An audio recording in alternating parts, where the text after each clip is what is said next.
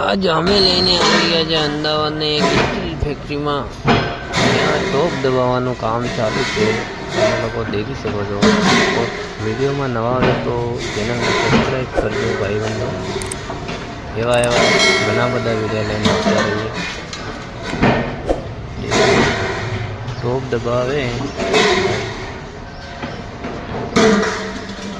માત્ર ને માત્ર 2 સેકન્ડમાં ટોપ બનીને એકદમ રેડી થાય છે.